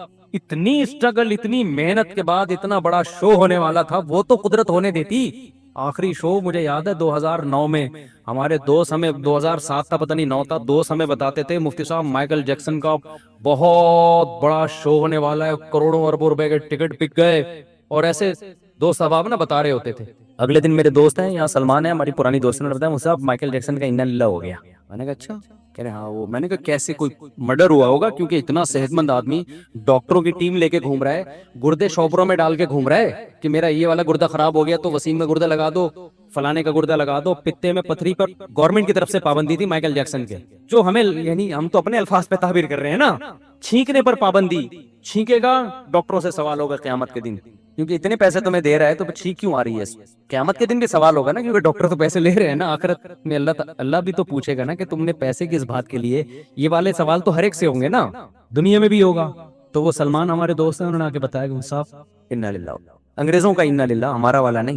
تو میں نے کہا یار یہ کیا مرڈر ہوا ہے کہ نہیں, ویسے ہی وہ رات کو سوئے تھے تو صبح نہیں اٹھے. میں نے کہا کوئی وجہ تو ہوگی میرے بھائی, اے سی بند ہو گیا تھا, جنریٹر کھلا رہ گیا تھا. ہمارے یہاں تو یہی ہوتا ہے نا, جنریٹر کھلا رہ گیا, گیس پڑ گئی. ہمارے یہاں بہت سارے لوگ اس طرح مرے ہیں, اچھے بھلے صحت مند, جنریٹر کھلا رہ گیا تھا اس وجہ سے, یا کوئی زلزلہ آیا تھا, چھت گر گئی تھی, کیا ہوا کیا تھا. انہوں نے کہا پتہ ہی نہیں چل رہا ہوا کیا. میں نے کہا ڈاکٹر چھٹی پہ تھے اس دن. نہیں بھائی ڈاکٹر بھی چھٹی پہ نہیں تھے, سویا ہے, پولیس سے بھی نہیں اٹھا. تو مجھے مائیکل جیکسن سے کچھ نہیں ہے بھائی, ہمیں تو اپنا نہیں پتا آخرت میں ہمارا کیا ہوگا. کوئی شو نہیں مار رہے, ہمیں کیا پتا ہمارا کیا ہوگا آخرت میں. آج یہاں ممبر پہ بیٹھ کے بڑی بڑی باتیں کر رہے ہیں, میرا مقصد تو اپنے آپ کو بھی سمجھانا ہے اور آپ کو بھی سمجھانا. دنیا خدا کی قسم دل لگانے کی جگہ نہیں ہے, اس سے بڑا احمق اور گدھا دنیا میں پیدا نہیں ہوا جو ان دیواروں اینٹوں سے دل لگاتا ہے. اس لیے پیسہ کماؤ جوتے کی نوک پہ رکھے, ایسے رکھو نوک, بکو بھی نہیں اس پیسے کی خاطر, جھوٹ بھی نہیں بولو. بولا یار ہم اس کو تو جوتے کی نوک پہ رکھتے ہیں, لہذا جھوٹ بھی نہیں بولیں گے پیسہ کمانے کے لیے. کیا خیال ہے بھائی؟ بلکہ پیسہ کمانے کے لیے غیر اخلاقی کام بھی نہ کرو. بعض کام ناجائز ہوتے ہیں, بعض ناجائز نہیں ہوتے, غیر اخلاقی ہوتے ہیں. اب دکاندار جو ہے نا روڈوں پہ آ کے کسٹمر کو گھیر رہے ہیں, یہ غیر اخلاقی کام ہے بھائی. تم نے دکان کھول لی, شٹر اوپر کر دیا, سب کو پتا یہ تمہاری شاپ ہے, روڈ پہ آ کے لوگوں, اب ہوٹلوں میں دیکھ لو نا, اب جا رہے ہوگے ایک دم روڈ بلاک کرنا شروع کر دیں گے, تنگ ہو جاتا ہے انسان, گاڑی چلانا مشکل ہو جاتا ہے. جائز ہے یہ تھوڑا, کیا ہے غیر اخلاق. ایسے موقع پہ ہوٹل کو کوئی مالک کو چاہیے بھائی, ہم نے ہوٹل کھول لیا, بورڈ لگا لیا, یہاں ہمارے ہاں بہترین بکرے دستیاب ہیں, نہاری دستیاب ہے, جو بھی ہے پبلسٹی کریں, پیسہ لگائیں ایڈورٹائزمنٹ پہ. اس کے بعد آپ بندہ آ جائے ٹھیک ہے, نہیں آئے, پیسہ زیادہ نہیں آ رہا تو لوگ بولے یار جاؤ لوگوں کے گھر جا کے ان کو نکال کے لاؤ. آپ بولو یار ہم یہ کام ہم نہیں کرے گا, عزت کے ساتھ کمائیں گے. لوگ کہیں گے پیسہ نہیں آئے گا, بولو پیسہ ہماری جوتے کی بولو ٹوک پہ ہے. ہائے ہائے ہائے ہائے, اللہ کرے یہ کھوپڑی میں یہ باتیں آ جائیں. بولے پیسہ ہمارے کس پہ, جوتے کی لو. آ گیا ٹھیک ہے, نہیں تو بھاڑ میں جائے, کیا کرنا ہے کما کے, روٹی تو مل رہی ہے نا. سمجھتے ہو کہ نہیں سمجھتے؟ تو کمپٹیشن ہے جس کی وجہ سے انسان کس میں جا رہا ہے, اسٹریس میں, ڈپریشن میں. اس کمپٹیشن کو کیا کرو, ختم. دوسروں کی دولت دیکھو ہی نہیں بھائی, اس نے کتنا کما لیا. آپ بولو یار اللہ نے مجھے میری اوقات سے زیادہ نہیں بلکہ بہت زیادہ دیا ہے. یار ہم تو یاد ہے ہمیں اپنا زمانہ, اپنے مسائل بتانا نہیں چاہیے انسان کو. لوگ کہتے ہیں اپنی باتیں شروع کر دیتے, مولوی صاحب ہم تو جب مدرسے سے فارغ ہوئے, ہماری اتنی تھوڑی سی تنخواہ تھی, اس میں پہلی شادی نہیں جچتی تھی, 2 کی تو بات بھی کرتا ہوا آدمی اچھا نہیں لگتا تھا. ہم 4 کی باتیں کر رہے تھے اس وقت, اور اتنی خوش زندگی. لوگ مجھ سے میری تنخواہ پوچھتے تھے. ایک دن ایک صاحب میرے گھر میں آئے, ان دنوں میں بڑے دولت مند تھے, دوستی تھی میری, تو وہ کوئی کام تھا نا گھر میں مینٹیننس وغیرہ کا. جب وہ آئے تو انہوں نے میرا گھر دیکھا, اتنا چھوٹا, چھوٹے 2 کمرے. یہ بات پرانی بات ہے. وہ جو تھے نا وہ میرے گھر آیا, بولے یار مفتی صاحب اتنے چھوٹے چھوٹے 2 کمرے آپ کے گھر کے, میں گزارا. اور بچے کتنے تھے ٹوٹل, کتنے تھے؟ تو بچوں کی ان اہلیہ سے میرے 5 بچے, 3 میرے 2 جہیز والے, 5 بچے اس گھر میں رہ رہے تھے. جب اس نے کہا نا کہ یار اتنے چھوٹے گھر اور اتنا سا کچن, اتنا سا واش روم کیسے گزارا, تو اس کے بتانے کے بعد مجھے تھوڑا سا ہلکا سا وہم ہوا کہ چھوٹا گھر ہے، ورنہ خدا کی قسم میں یہ سمجھ رہا تھا میری یہ اوقات نہیں ہے۔ اب آپ یہ نہ سمجھو کہ ہم کوئی غریبوں کے خاندان میں پیدا ہوئے ہیں، صحیح ہے نا؟ ممکن ہے کسی کے ذہن میں آئے کہ اصل میں غریبوں کے خاندان میں پیدا ہوئے تو ظاہر ہے وہ جھگیوں سے نکل کے شاید تو مجھے یاد ہے ہمارے حضرت نے تربیت ایسی کرتی تھی، میری ہوئی نہیں ہوئی لیکن ان کی باتیں ایسی تھی، ہمیں وہ دو چھوٹے چھوٹے لگ رہے تھے میری اوقات سے کیا ہیں، تو میں نے کہا یہ کیسی باتیں کر رہا ہے یار، اور اس کا اتنا بڑا گھر، تو میرے ذہن میں یہ آیا کہ اللہ کا کتنا بڑا فضل ہے، اللہ نے مجھے اس جیسا نہیں بنایا، اللہ نے مجھے اس جیسا، اب وہ دوست کو پتہ نہیں چلے گا پرانا قصہ ہے کہ اللہ کا شکر اللہ نے مجھے اس جیسا نہیں، اتنے بڑے گھر میں رہ رہا ہے پھر بھی خوش نہیں ہے، اور ہمارا اتنا چھوٹے چھوٹے سے 2 کمرے تھے، اور مجھے یہ تھا کہ 5 بچے کے الحمدللہ 2 سوتیلے بھی رہ رہے ہیں اس میں، سمجھ رہے ہو نا؟ تو میرے ذہن میں تھا کہ جو ہے کیا نام ہے، ایک کمرہ بچوں کے لیے ہو گیا، ایک گھر والوں کے لیے ہو گیا، اور کیا چاہیے یار، 2 ایک ایکسٹرا کمرہ بچوں کے لیے اللہ نے الگ سے دے دیا، ہمیں تو اس پہ خوشی ہو رہی تھی، دل سے کہہ رہا ہوں، یعنی اوپر سے نہیں کہہ رہا، اور میں اس وقت نظر بد سے بچنے کی دعائیں پڑھتا تھا کہ اللہ مجھے نظر بد سے بچائے یار، اللہ نے مجھے اتنا دے دیا، نہیں آئی بات سمجھ میں؟ کیونکہ میں کہتا تھا یار لوگوں کی تو ایک ایک بیوی ہے، میری کتنی ہے ٹوٹل 2 ہیں سمجھ نا، ٹوٹل 2، اور دونوں کی رہائش کا بندوبست اللہ نے دے دیا، اتنا خوش تھا میں، اب بھی ہوں الحمدللہ، پہلے بھی، اب تو خیر بہت پہلے سے، وہ 12 کروڑ والی بات تو غلط ہے، لیکن پہلے سے کافی بہتر حالات ہو گئے، سمجھتا نہیں ہے نا بات کو، تو ہم تو بھائی دیکھتے ہی نہیں تھے، آپ کہہ سکتے ہیں اصل میں شہرت تو تھی نا، اس وقت تو شہرت بھی نہیں تھی میرے بھائی اس وقت تو، اچھا پھر ہم شادی بھی ایسے موقع پہ کر رہے ہیں کہ یار اور بچے آ جائیں، بچے بھی نہیں ہم نے روکے، ہم نے کہا یار جب بڑے ہوں گے تو اللہ جب ابھی انتظام کیا تو وہی ہو گیا، جیسے جیسے بچے بڑے ہوتے گئے اللہ نے گھر کا سائز بھی کیا کر دیا، بڑا کر دیا، تو یہ تو خود بخود ہوتا ہے ساری چیزیں، تو حضرت کے بچے جب بڑے ہو گئے تو حضرت کہتے ہیں ان کی شادیوں کی عمر ہوئی، تو حضرت کہتے ہیں میں نے سوچا کہ اب ان کی شادیاں بھی کرنی ہیں، دیکھو پیسے ہیں نہیں اور بچوں کی شادیاں بھی کر رہے، یہ جو بیٹھا ہوا ہے نا سامنے ہمارا بھانجا واسے، تمہارے بڑے بھائی کا نام کیا ہے؟ رافع، 8 سال اس کو فارغ ہونے میں لگیں گے، اس کے بعد عالم بنے گا، پھر مفتی بنے گا، اس کے بعد کہیں کمانے کی سوچے گا، ابھی سے اس کے ابا نے اس کی شادی اپنے خرچے پہ کر دی ہے، نہیں یہی بات سمجھ میں؟ کیوں؟ کیونکہ ان کے ابا اور میں جو ہے نا ایک ہی ساتھ پلے بڑے ہیں، ایک ہی شیخ سے بیعت ہوئے تھے دونوں ایک ہی دن میں، تو جو ہماری کھوپڑی میں جو سافٹ ویئر حضرت نے انسٹال کی، ان کے ابا کی کھوپڑی میں وہ والے سافٹ ویئر انسٹال ہوئے ہیں، تو آپ دیکھ لو اچھا والا پلا پلا ہے، ابھی اس کی بھی شادی نکاح ہو گیا، رخصتی باقی ہے، حالانکہ کما کچھ بھی نہیں رہا، یہاں بیٹھا ہوتا ہے کیمرے کی یوں کر رہا ہے، یونیورسٹی پڑھ رہا ہے، بعض لبرل لوگ کہیں گے اچھا بچوں کو برباد کر دیا، برباد نہیں کیا بھائی، کیا کر رہا ہے؟ یونیورسٹی میں پڑھ رہا ہے، اور ابا نے ہوم اسکولنگ کے ذریعے گھر میں پڑھایا ہے، اسکول نہیں بھیجا تھا ان کو 8ویں یا 9ویں تک، 9th کلاس میں پھر کہیں بورڈ کا امتحان دلوانے کے لیے بھیجا، سارا گھر میں پڑھایا، یونیورسٹی میں پڑھ رہے ہیں ماشاءاللہ، بھی 1 آدھ سال میں انجینئر بن جائے گا، سمجھتے ہو کہ نہیں سمجھتے؟ تمہارے بھی آنا شروع رشتے بیٹا، تو اس کا تو ہو گئی ہے بھائی، اب اس کی میں دوسری کی بات رہی ہوں، اس کی سانس مجھے مارے گی پکڑ کے، تو اب کیا مسئلہ ہے؟ تو ہم تو دیکھ رہے ہیں یار ہمارے وہ دوست بھی ماشاءاللہ خوش ہیں، اور جو ہمارے دوسرے اسکول کے دوست تھے نا جو کہتے پہلے اپنے پاؤں پہ کھڑے ہوں گے، ایکچولی پہلے یہ ہوگا، اب تک وہ کنوارے چھڑے چھاٹ گھوم رہے ہیں ان میں بہت سے، اب سالے تم بڑھاپے میں بچے پیدا کر کے یار تم چھوڑ دو، رہنے دو، اب 2-4 سال کی بات ہے، چھوڑ، بچوں کی خوشیاں کب دیکھو گے؟ تو کیا زندگی اپنے لیے عذاب بنا دی ہے یار، موٹیویشنل اسپیکر کہتے ہیں نا ویسا ہی سب کچھ نہیں ہوتا، پھر وہ یہ بات بتانے کے 2.5-3 لاکھ روپے لے رہے ہوتے ہیں، تو واقعی پیسہ ہی سب کچھ نہیں ہوتا، پیسہ کمانے کی فکر کرتے رہو، باقی سارے کام ساتھ ساتھ کرتے رہو، اور پیسے کو کہاں رکھو؟ جوتے کی نوک پہ، عزت کے ساتھ کماؤ، آ گیا ٹھیک ہے نوٹ چھاپو، ہم تو کہتے ہیں مسلمان زیادہ پیسہ کمائے، اس سے دین کو بہت فائدہ ہوگا، اور کماؤ یار، ڈبل کر دو، ایک تاجر ملے مجھے، انہوں نے کہا میری کروڑوں کی آمدن ہے تو میں اب مزید بزنس نہیں بڑھانا چاہتا، میں نے کہا آپ کا تو دماغ ہی صحیح نہیں کام کر رہا، کہہ رہے مجھے کیا ضرورت ہے، میں نے کہا ضرورت تو کروڑوں کی بھی نہیں ہے، ضرورت تو آپ کی 10-15 ہزار میں جو ضرورت جس کو شریعت کہتی ہے وہ پوری ہو جائے گی، تو آپ تو 2-3 کروڑ منتھلی کما رہے ہو، اس کی بھی ضرورت نہیں ہے، کیا ضرورت ہے 1000 گز کے بنگلے، روزانہ گاڑیاں چینج کر رہے ہو، کیا ضرورت؟ کہتے ہیں پھر کیوں ڈبل کر دوں؟ میں نے بس ختم کر رہا ہوں، میں نے کہا اس لیے کرو کہ اتنا پیسہ جب مسلمان کے پاس ہوگا تو اس سے اسلام مضبوط ہوگا، ملک مضبوط ہوگا، ہم نے پاکستان کو بھی تو مضبوط کر رہے ہیں کہ ہمارے حکمرانوں تو جو کرنا تھا کر لیا، ہم بھی اگر غریب ہو جائیں گے تو حکمران بھی غریب، عوام بھی غریب، ملک کا بیڑا غرق، تو پیسہ میں نے کہا آپ اپنے لیے قوم کے لیے کماؤ نا میرے بھائی، دین کے لیے کماؤ، ملک کے لیے کماؤ، تو میں نے کہا پلاننگ کرو ڈبل ہو جائے گی، وہ کہہ رہے مولوی ہو کے کیسی باتیں کر رہے ہیں، کہ مولوی ہو کے مجھے پیسہ کمانے کی ترغیب دے ہے، میں نے کہا بھائی دل نہیں لگاؤ، رکھو جوتے کی نوک پر، لیکن اگر پلاننگ کر کے اس کو ڈبل کر سکتے ہو تو کیا کرو ڈبل، حضرت عثمان پیسہ نہ کماتے تو آج حضرت عثمان کے کنویں ہوتے مدینہ میں جن کے ہم زیارت کے لیے جاتے ہیں، کتنا ثواب کما لیا یار حضرت عثمان نے، 1400 سال سے اس کنویں سے لوگ پانی پی رہے ہیں، समझ में नहीं आ रही बात। हजरत उमर ने उस वक्त बाग खरीद के वक़फ किया था गुरबा मसाकिन के लिए, आज भी वो मदीना में बाग मौजूद है। तो मैंने कहा इस नियत से रखो किस पे, जूते की नोक पे। तो दिल विल लगाने का मेरे भाई बिल्कुल भी नहीं है। तो बात कहाँ से चली थी, चलो जहां से चली थी इसी में खैर होगी, सूरह अल-हक़्क़ा। अच्छा मेरे भाई सही तरीके से अपने पैरों पे खड़े हो जाओ, फिर शादी की बात करो, जबकि मेरा अपना टाइल्स और मार्बल की दुकान है। अबे मेरे भाई मैंने जब अपनी शादी की है मेरी तो बहुत थोड़ी तनख्वाह थी, आपका टाइल्स और मार्बल का बिजनेस है। अगर मेरा टाइल्स और मार्बल का बिजनेस होता मैं चौथी शादी पहले करता। मैं तो लोगों के हालात देख देख के हैरान हो रहा हूं यार। मैं बता रहा था ना, मेरे बारे में लोगों ने मशहूर कर दिया कि मेरी यूट्यूब से 1 करोड़ की अर्निंग है। तो अगर ये झूठी खबर है, काश ये खबर मेरे कंवारेपन में जारी हो जाती, क्योंकि मेरे बहुत से रिश्ते अर्निंग देख के रिजेक्ट हुए हैं कि मुफ्ती साहब दुकानें पकोड़ों की, दुकानें बातें करोड़ों की और दुकानें पकोड़ों की।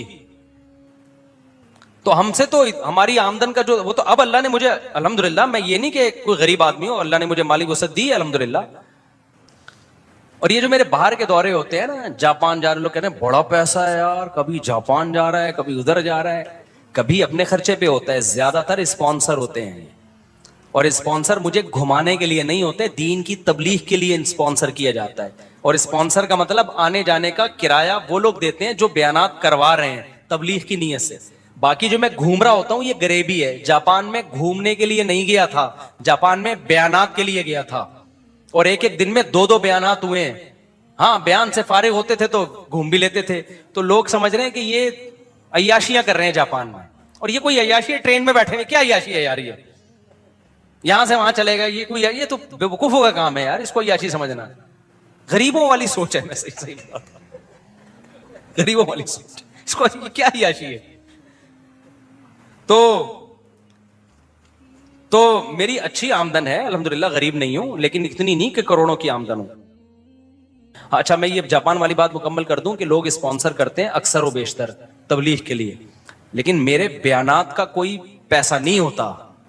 स्पॉन्सर में ये दाखिल नहीं है कि मैं जा रहा हूं तो मुझे बयान पे पैसे मिलते हैं कि आप आएंगे तो आपको इतने पैसे, क्योंकि बाज खतीबों का ये सेटअप है, वो जब कहीं जाते हैं तो उनको स्पॉन्सर भी किया जाता है, फिर उनके अलग से पैसे भी होते हैं, उस पर मेरी तरफ से पाबंदी है। समझते हो कि नहीं समझते? भाई ठीक है, आप बुला रहे हो तो आप खर्चा दे दो, अगर आप बयान रखवाना चाहते हो तबलीग की नीयत से मैं आ जाऊंगा, बस इससे ज्यादा नहीं है। बाकी कोई किसी अपनी खुशी से तो कोई किसी को भी गिफ्ट दे सकता है। वो तो यहाँ भी लोग आते हैं, कोई मिठाई का डब्बा लेकर आ रहा है, कोई पैसे लेकर आ रहा है, कोई हलवा लेकर आ रहा है, कोई चॉकलेट लेकर आ रहा है, वो तो एक अलग सी चीज है, वो तो बाहर मुल्क में भी हो सकता है। लेकिन मेरा कोई भी बयान, जितने भी मेरी तबलीगी सफर है सारे फ्री में है। बहुत ज्यादा ये होता है कि वो आने जाने का खर्चा और वहां रिहाइश का खर्चा वो लोग उठाते हैं, वो भी खर्चे की सूरत में नहीं, रिहाइश दे देते हैं। अक्सर तो मैं घरों में ही रहता हूं, होटलों में नहीं रहता मैं। हाँ, कभी ऐसा भी होता है कि मैं अपने खर्चे पे चला जाता हूं, कभी ऐसा भी होता है। बास जगहों पे तो ऐसा होता है कि मैं तबलीग की जरूरत महसूस करता हूं, वो जब मुझे बुलाते हैं तो मैं उनसे कहता हूं अगर आप किराया नहीं उठा सकते तो ये मैं खुद अपना किराया खर्च करके आऊंगा। यानी ये जो तबलीग के मेरे दौरे हैं ये कोई प्रोफेशनल नहीं है, जो मेरा अर्निंग सोर्स ऑफ इनकम नहीं है ये। क्योंकि लोग ये भी समझते हैं कि शायद ये मौलाना लोग जो जा रहे होते हैं ना इतनी तबलीग के लिए, तो ये कोई इनको कोई ये दीन की तबलीग फ्री में होती है। एक हिंदू ने मेरे बयान, जापान वाले बयान में नीचे कमेंट्स किए हुए थे कि ये मुसलमानों के मजहबी रहनुमाओं को देखो कैसे दुनिया परस्त हैं, कितनी अय्याशी, कभी जापान जा रहे हैं, कभी ऑस्ट्रेलिया जा रहे हैं, कभी मलेशिया जा रहे हैं, कभी थाईलैंड जा रहे हैं, और हमारे पंडित देखो। एक हिंदू ने कमेंट्स किए हुए थे, हमारे पंडित देखो। तो मैं उस तरह के हिंदुओं से ये बात कहना चाहता हूं कि ये इस्लाम के जिंदा होने की दलील है। मुसलमान पूरी दुनिया में है और वो समझते हैं इस्लाम बरहक मजहब है, तो लाखों रुपए खर्च करते हैं उसकी तबलीग के लिए, खर्चा उठाते हैं कि मुसलमान स्कॉलर्स को बुला के हमने उनसे बयानात करवाने हैं। उसमें ना उनका फायदा होता है दुनिया का, ना मेरा कोई दुनिया का फायदा होता है। समझते हो कि नहीं समझते? दूसरे मजहबी रहनुमाओं को उनके मुरीदीन इतना प्रोटोकॉल देते नहीं है। अब जापान में जो हिंदू हैं वो कभी ये नहीं करेंगे कि इंडिया से हिंदू को स्पॉन्सर करें और दीन की तबलीग के लिए बुलाएं। वो इतना पैसा खर्च करने का उनके पास दिल ही नहीं है। ये दिल और जिगर अल्लाह ने किसको दिया है? ये मुसलमानों को दिया है। तो ये इस्लाम के जिंदा होने की दलील है। ये नहीं आई मेरा ख्याल है बात। تبھی آپ دیکھو مفتی تقی عثمانی صاحب پوری دنیا جا چکے ہیں. یہ تفریحی سفر تھوڑی, ان کے دنیا میں جتنے سفر ہوئے تبلیغ کے سفر ہوئے ہیں. مولانا طارق جمیل پوری دنیا جا چکے ہیں, پوری دنیا کا ایک چپا بھی انہوں نے نہیں چھوڑا ہوگا. تو آپ کیا سمجھتے ہو یہ کیا گھومنے پھرنے گئے تھے؟ یہ تبلیغ کے لیے. تو جن لوگوں نے بلایا لاکھوں روپے خرچ کیے ان لوگوں نے. حضرت مفتی تقی عثمانی صاحب پہ بھی, میرے پر بھی خرچ کرتے ہیں. تو تبلیغ یہ میرے پہ نہیں ہو رہی, یہ کس پہ ہو رہے ہیں؟ یہ اسلام پہ خرچ ہو رہا ہے. تو کسی اور مذہب کے حاملین میں اتنا جگر ہی نہیں ہے کہ وہ اپنے مذہب کی تبلیغ پہ اتنے روپے خرچ کریں. یہ مسلمانوں کو اللہ نے جگر دیا ہے, اور تھوڑے تھوڑے تاجر بھی ٹھیک ٹھاک خرچہ کر رہے ہوتے ہیں. سمجھ میں آ رہی ہے کہ نہیں آ رہی ہے؟ تو بھائی یہ اسلام کے زندہ ہونے کی دلیل ہے کہ مسلم. میں جب عالم بن رہا تھا تو میں آپ کو بتاؤں, مجھے لوگوں نے تانا دیا کہ ملا کی دوڑ مسجد تک, اور میرا بھی یہی خیال تھا کہ میں مسجد اور گھر کے علاوہ کہیں بھی نہیں جا سکتا. جاپان کا تو میں نے خواب بھی نہیں دیکھا تھا. مجھے کسی نے دوسرے نے کہا کہ آپ اگر عالم بن گئے نا اور علم میں مضبوطی ہوئی تو مفتی صاحب, مجھے اس وقت تو مفتی صاحب نہیں کہتے تھے لوگ, اس وقت جو بھی مجھے نام سے پکارا, جس نے بھی, جو دوست کا, بھائی کا, جو بھی کہا, اس نے کہا آپ کے پوری دنیا میں سفر ہوں گے. مجھے لگا کہ اس سے بڑا لطیفہ میں نے اس سے پہلے دنیا میں کبھی سنا نہیں, کہ میں ملا آدمی, قرآن و سنت جاننے والا, نہ کسی کمپنی میں اس سرٹیفکیٹ کی بنیاد پہ مجھے اچھی جاب مل سکتی ہے. پھر ہم تو روحانی عملیات والوں کے بھی خلاف ہیں, ورنہ مذہبی لوگ وہ روحانیت کے نام پہ ٹھیک ٹھاک نوٹ چھاپتے ہیں. تو ہم نے تو کیا کرنا ہے, ہم نے تو مدرسے سے فارغ ہو کے کوئی مسجد سنبھال کے لوگوں کو اللہ اللہ سکھانا ہے, حلال حرام کے مسئلے بتانے. مسئلہ بتانے پہ 5 روپے بھی نہیں ملتے. یہاں جو ہمارے پاس مسائل آتے ہیں نا, لوگ سوال دے کے جاتے ہیں, ایک ایک مسئلے پہ 3-3 4-4 دن بعض دفعہ تحقیق پہ لگ جاتے ہیں. جواب لکھا, ٹھپا لگا کے اس کو دیا, اس کا مسئلہ حل ہو گیا. ایسا اتنا بھی نہیں کہ کوئی 5 روپے نکال کے دے دے, اور دینا بھی نہیں ہے. میں کوئی یہ نہیں آر نہیں دلا رہا کہ آپ دینا شروع کر دیں. یہ سارے کام علماء کس میں کر رہے ہوتے ہیں؟ فری میں. تو ہم دیکھ رہے تھے اپنے علماء کو بھی, اپنے اکابر کو بھی. تو ہمارا خیال تھا یہی ہوگا بھائی, دین کی خدمت ہوگی, پیسہ بالکل بھی نہیں آئے گا. ٹریولنگ کا تو سوال ہی پیدا نہیں ہوتا. ہمیں کوئی کیوں بلائے گا دنیا میں کسی کنٹری میں بھائی؟ تو ہم تو کشتیاں جلا کے آئے تھے. میرے والد صاحب پوری دنیا میں ٹریولنگ کی ہے میرے والد صاحب نے, کیونکہ پاکستان نیوی میں تھے. میں بھی پاکستان نیوی میں جا رہا تھا. نیوی میں جانے سے میرا بڑا مقصد یہ تھا پوری دنیا گھوم سکوں میں. مجھے اتنا شوق تھا دنیا. آرمی کو میں منتخب نہیں کر رہا تھا, میں کس کو منتخب کر رہا تھا؟ نیوی کو. کیونکہ میں جب کارساز سے گزرتا تھا لکھا ہوتا تھا join the navy and see the world. یہ جملہ مجھے بہت اٹریکٹ کرتا تھا. لکھا ہوتا تھا join the navy and see the world. Pakistan navy join کرو, دنیا دیکھو. میرے والد صاحب تو نیوی میں تھے, دنیا دیکھ چکے تھے. کہاں کہاں میرے والد صاحب نہیں گئے پوری دنیا میں. میرے والد صاحب کہتے تھے چائنا اور آسٹریلیا 2 ایسے ملک ہیں جہاں میں نہیں گیا, باقی پوری دنیا میں گئے میرے والد صاحب. تو میرا بھی بڑا دل چاہتا تھا دنیا دیکھوں میں.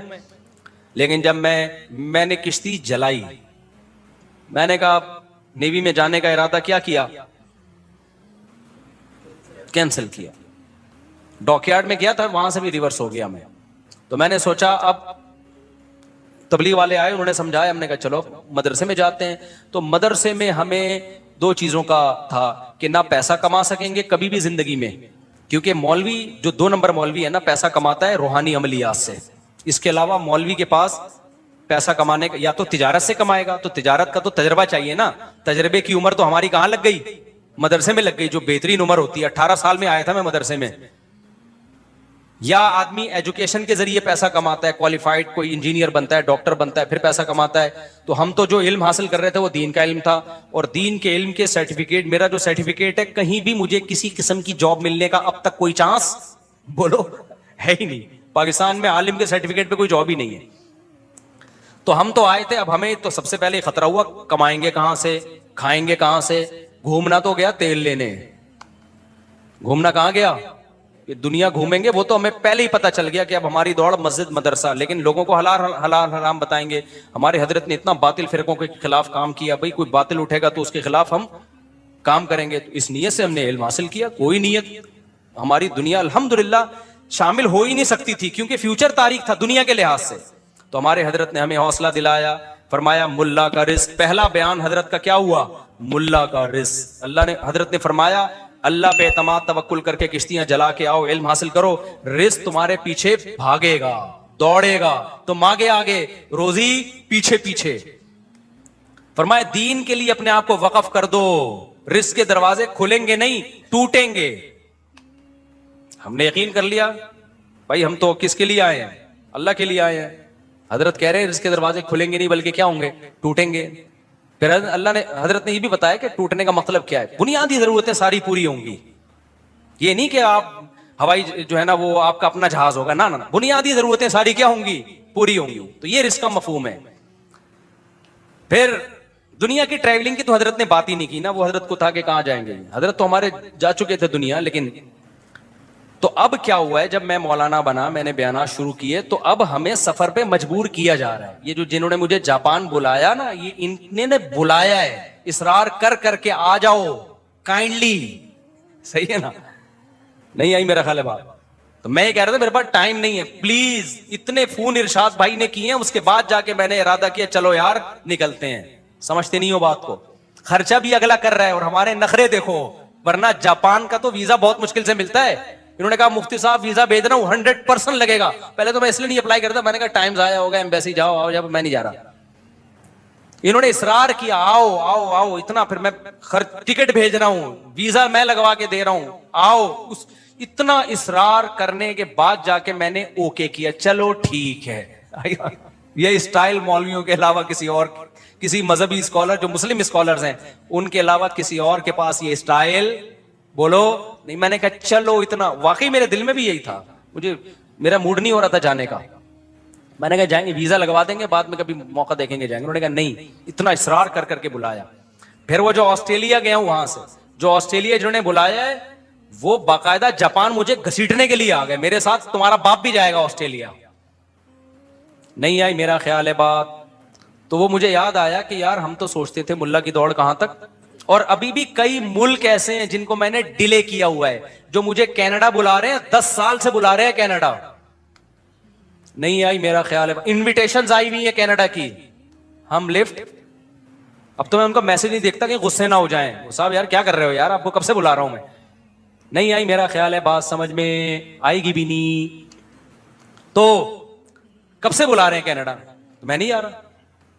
جاؤں گا میں، لیکن جائیں گے یار ابھی ٹائم نہیں ہے. ابھی یو کے کتنے انویٹیشنز آئی ہوئی ہیں، اسٹائل ہی الگ ہے.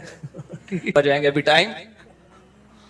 سمجھ رہے ہو بات کو؟ جلدی سے مزہ آ رہا ہے نا، تھوڑا مزہ آ رہا ہے. شف شف والی سرکار، اللہ اس کو ہدایت دے. وہ بھی بہت ٹریولنگ کرتا ہے لیکن 2 نمبر طریقے سے. پھونکے لگا کے نا لوگوں کو الو بنایا ہوا. اس کے تو ہوا نکالتی ہے اقرار الحسن نے. موقع خیر. تو اور جو رزق کی بات تھی، تو یہ جو ماربل والی ٹائل سے مجھے یاد آیا، تمہارا ماربل کا بزنس ہے، تم کم بخت ایک شادی بھی نہیں کر رہے. تو ہمارے پاس تو جب میں مدرسے میں لگا ہوں بہت محدود تنخواہ تھی. ہم نے کہا چلو سب سے پہلا کام کیا کرنا ہے، شادی. بہت محدود. ہمارے استاذ نے بول دیا اتنی ملے گی جتنے میں گزارا ہو جائے. تو ہم نے کہا گزارے کے لیے بھی کافی ہے. تو ہم نے فوراً شادی کر لی. بچے بھی ہم نہیں روکتے، بچے بھی ہوئے. پھر ہم نے کہا چلو جہاں ایک ہوئی ہے وہاں. میرا نظریہ بن چکا تھا. میں نے پھر ایک اور کر لی، پھر ایک اور کر لی. تو اللہ نے رزق بھی دیتا چلا گیا، آمدن بھی بڑھتی چلی گئی. سمجھتے ہو کہ نہیں سمجھتے ہو؟ تو آپ کے سامنے الحمدللہ بیٹھا ہوا ہوں میں. تو اللہ پہ کچھ تھوڑا سا میں شو مارنے کے لیے نہیں کہہ رہا. ہم تو وہ صحیح توکل کرتے نہیں ہیں، ٹوٹا پھوٹا توکل کی نقل ہے. حقیقت میں توکل ہے نہیں، نقل اتاری ہے. تو اس نقل پہ اللہ نے اتنا دے دیا. تو تم بھائی صحیح طرح سے اللہ پہ توکل کر لو. ماربل کا تمہارا، مجھے تو غصہ آ رہا ہے، بندہ ہے کہاں، اس کو لاؤ چمبا پلیٹ کرو اس کو. تیرا ماربل کا بزنس ہے. ظاہر ہے 2 ٹائلیں تو نہیں رکھی ہوئی ہوں گی نا. کچھ دکان، چھوٹی سی بھی دکان میں کچھ نہ کچھ ماربل تو ہوگا نا. وہ لکڑ کا کام والا تو حساب نہیں ہے نا، کہیں پتہ چل رہا ہے. ایک آدمی رشتہ لینے کے لیے گیا نا، لڑکی والوں نے کیا کہا، لکڑیوں کا بزنس ہے. ابے بھائی بتانا کیا بزنس ہے. کھڑکیاں بیچتا ہے، دروازے بیچتا ہے، لکڑیوں کا بزنس. پتا چلا جامع مسجد کے باہر مسواکیں بیچتا ہے. تو ایسا نہ ہو آپ کا ماربل کا بزنس کا مطلب یہ ہے کہ آپ کہیں سے 2 ٹائلیں چرا کے لائے ہیں اور کہیں، تو ایسا تو نہیں ہوگا نا. تو ایسی صورت میں بہرحال آپ کا اگر ماربل کا بزنس ہے تو میرا ہوتا تو میں تو پتہ نہیں پہلے ہی جاپان جا چکا ہوتا. اور میری سن 2005 میں اکٹھی 4 شادیاں ہو جاتی ہیں. تو میری تو لیٹ اس چکر میں ہوئی ہیں کیونکہ رشتہ دیتا نہیں تھا. اب جا کے چوتھی مکمل ہوئی ہے. اتنے میرے جیسے آدمی کی اتنے عرصے کے بعد جا کے چوتھی ہوئی ہے. حالانکہ کتنی افسوس کی بات ہے نا، جو آدمی اتنی ترغیبیں دے رہا ہے اب جا کے اس کی چوتھی مکمل ہوئی ہے. تو یہ سارا مسئلہ ہی روکڑے کا تھا، روکڑے کا مسئلہ تھا. تو آپ کو تو روکڑے کا مسئلہ ہی حل ہو گیا. ماربل کا بزنس ہے. تو میں نہیں کہتا کہ آپ کے ابا کو آپ کو روکنے کا حق ہے. ابا روکیں، محبت سے سمجھائیں. نہیں ہوتا تو شادی کر کے بتا دیں کہ ابا جیسے آپ میرے ابا ہیں، اب میں بھی اس کا ابا ہوں. तो पोतों से ना अब्बा को फितरी मोहब्बत होती है। जब वो पोते को देखेंगे ना, दादा को बड़ी मोहब्बत होती है। ये बहुत अल्लाह ने प्यारा रिश्ता बनाया, नाना नानी दादा दादी का। मेरी भी नवासी आती है ना, छोटी नवासी है, तो मैं आपको बताऊं, मुझे अपने बच्चों से जितनी मोहब्बत है ना, मैं उससे भी उतनी है। बल्कि उसमें एक मजे की चीज ही होती है कि रिस्पॉन्सिबिलिटी हमारी नहीं, अपने बच्चों की तो टेंशन भी हमने उठानी है ना। पोते नवासों की टेंशन आपकी नहीं है, सिर्फ मोहब्बत आप दो उनको। टेंशन कौन उठाएगा? उसकी मां और उसका बाप।